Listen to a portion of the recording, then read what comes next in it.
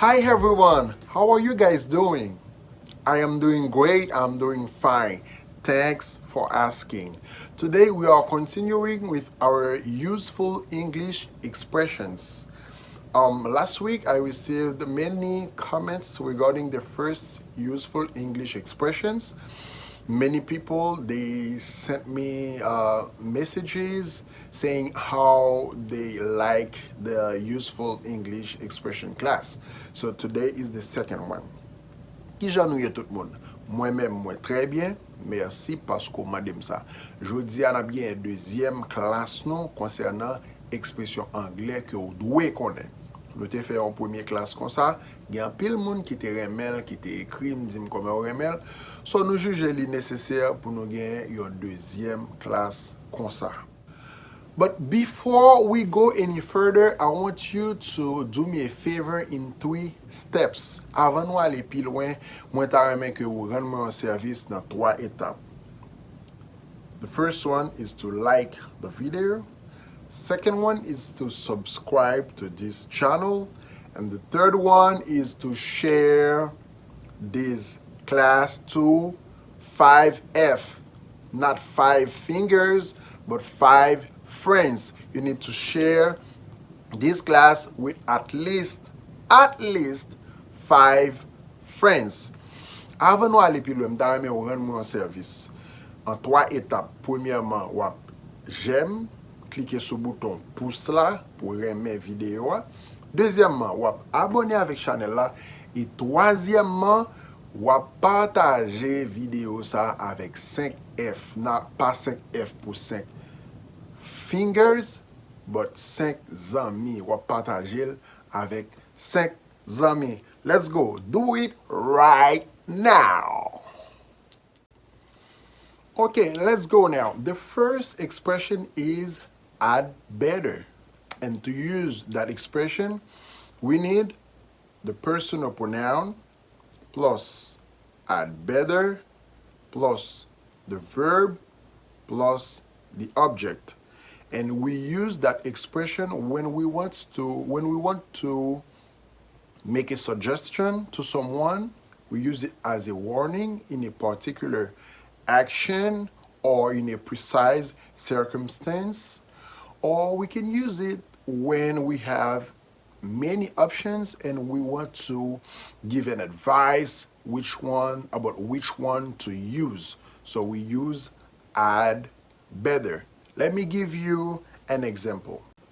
Ok, nous dit que première expression c'est had better que utiliser et pour capable utiliser expression ça on a besoin pronom personnel là. Songez que nous dit que pronom personnel là c'est je, tu, il, nous, vous, il, ok.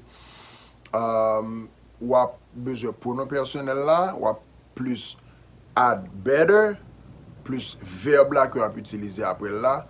Plus objet. Donc, c'est pronom personnel là qui c'est sujet, had better, plus verbe, plus objet. OK? Ou capable d'utiliser expression ça, soit pour ba un conseil, suivant une situation qui est bien précis, ou du moins comme un warning. Warning nan tant un avertissement. Vous voulez ba un avertissement pour le fond bagay ou bien un avertissement pour le pas faire un bagay. So, vous êtes capable d'utiliser had better. On va aller dans le premier exemple que nous avons. Now, let's say, for example, you had better listen more carefully. For the contraction, you can say you'd better listen more carefully. Ça, c'est le premier exemple que nous sommes capables de considérer. Ok, pour contraction, ou pas souvent entendre des gens dire you had better, but you'd better. That's the contraction. À noter que ou pas besoin de mettre tout devant verbe là. You had better to listen. No. You had better, you'd better listen more carefully. Plutôt entendez avec plus attention. C'est ça on veut dire. You'd better pay more attention. Plutôt tendez avec plus attention. You'd better pay more attention. Second example. You'd better tell the truth. You're getting on my nerves. Pito bam vérité parce qu'on commence à faire me fâcher. This is a warning. You'd better tell the truth. You're getting on my nerves. Ou commence à faire me fâcher, pito bam vérité. Third example, you'd better run before things get worse. Or you'd better run, things are getting worse. Can you repeat after me? You'd better run, things are getting worse. Pito lage pied ou, pito kouri, pito jete ou, parce que bagay yo ap vin pi grave. Or you can say, pito lage pied ou avant bagay yo vin pi grave. You'd better run before things get worse. You understand? Okay, another example, the fourth example, he'd better stop.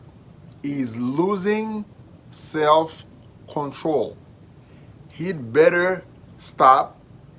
He's losing self-control. Pito li suspend, pito li kampe sa la faire parce qu'il commence perdu maîtrise li. He'd better stop. He's losing self-control. Now, let's see for the negative sentence how you can use that same expression. The construction is had better plus not plus the verb and the object, okay? So, let's say for example, I had better not watch TV tonight. I have a test tomorrow. I had better not watch TV tonight. I have a test tomorrow. Do you understand? Can you repeat after me? I had better not watch TV tonight. I have a test tomorrow. And another example we could use, we could say, you'd better do your homework now. Your dad is on the way. You'd better do your homework now. Your dad is on the way. Please, come on, guys. Repeat after me. You'd better do your homework now. Your dad is on the way. You'd better do your homework now. Your dad is on the way. Or I can say for myself, I'd better do my homework now. My dad is on the way. I'd better do my homework now. My dad is on the way. So these are the different ways you can use this expression and where you can use it. Do you understand? Do you understand? Est-ce qu'on comprend bien? Ça c'est côté ou capable utiliser expression ça. Qui le et qui bon qu'on capable utiliser expression ça. Let's go now for the second English expression for today. Expression number 2. Yell at someone. Yell at someone. Please, come on, repeat after me. Yell at someone. En créole, nous capable dire rele sou yon moun. Le yon moun rele sou yon moun. Yell at someone. For example, you can say, don't yell at me. Don't yell at me. Pa rele sou mwen. Okay? Can you repeat after me? Don't yell at me. Pa rele sou mwen. Good. Another example, we could say, just because you are my boss does not mean you have to yell at me. Just because you are my boss doesn't mean you have the right to yell at me. C'est pas parce que vous c'est boss mwen qu'il faut penser ka rele sou mwen. You get it? Just because you are my boss doesn't mean you have to or you can yell at me. Okay?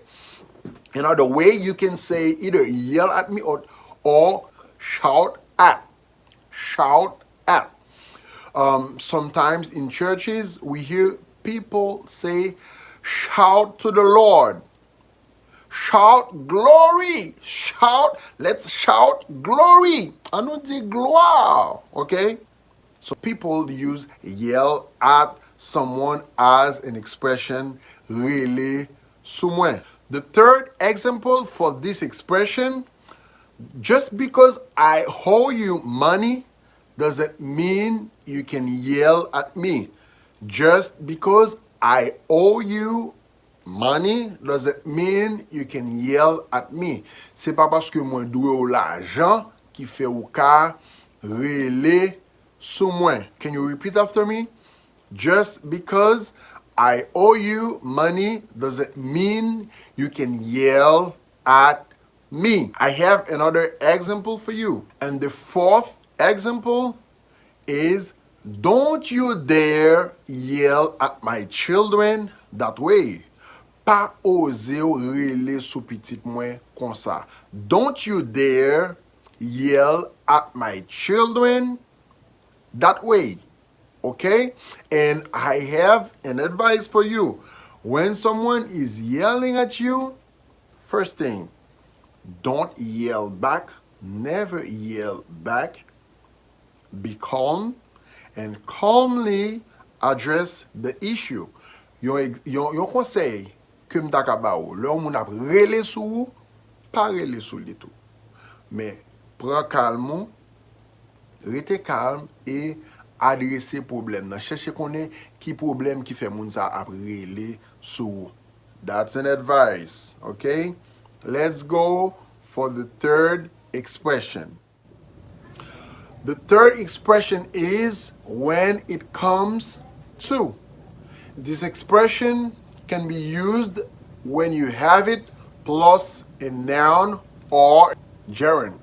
A gerund is a verb in its ing form, but it functions as a noun. So to use the third expression when it comes to, you need when that expression plus a noun or a gerund, which is a verb in its ing form, but it functions as a noun. Troisième expression, a besoin expression plus yon nom ou bien yon verbe qui nan forme ing li qui fonctionne takou yon nom. L'un dit forme ing, c'est takou nda dit gérondif en français, parlant, buvant, mangeant, dormant, etc. The first example is, when it comes to Asian food, rice and beans with vegetables is my preference. Depuis wap parle de manger haïtien, c'est du riz à pois légumes qui préférence moi. That's the first example. The second example, when it comes to playing drum or piano or music, he is the best player I know. Là, à noter que m'di when it comes to playing, I add the ing to the verb to play. That's the gerund, okay? When it comes to playing music, he is the best player I know. Depuis wap pale de jouer musique, wap pale de jouer batterie, jouer piano, li se pi bon batteur, pi bon pianiste que moi-même, moins konnen. Okay? That's the second example. The third example, we could say, I know nothing when it comes to swimming. I know nothing when it comes to swimming. Nan zafè nage, m'pa konnen rien du tout. Depuis wap pale de nage, pa metem la den m'pa konnen nan sa. Can you repeat after me? I know nothing when it comes to swimming. Good. Let's go for the fourth example. The fourth example, we can say, for example, if you are talking to your friend and you know what he is good at, okay? What your friend is good at, you can say, congratulations, congratulations. You are very good when it comes to project management. Congratulations. You are very good when it comes to project management. Félicitations. Depuis c'est gestion de projet ou vraiment bon dans ça. By the way, you need to take the habit, you need to congratulate your friends often. It's good. Okay? So that was the fourth example. Let's consider the fifth example. On considère qu'on y a cinquième exemple là. Cinquième exemple là dit, when it comes to the weather, Haiti is the best place to live. When it comes to the weather, Haiti is the best place to live. Lò parle de question température, Haïti c'est pi bon pays que un monde capable vivre lò parle de température. Okay? So that was 3 expressions for today. The first one is had better. The second one is yell at someone. And the third one is when it comes to. So I would like you to have your own sentences using these 3 expressions in your words, in your daily dialogues. Okay, so you may really know how and where you can use them. Don't forget the favor in 3 steps. Like the video, subscribe to this channel, and share it with at least 5 friends. That's all for today. I will see you next week. Ciao, ciao. Bye, bye.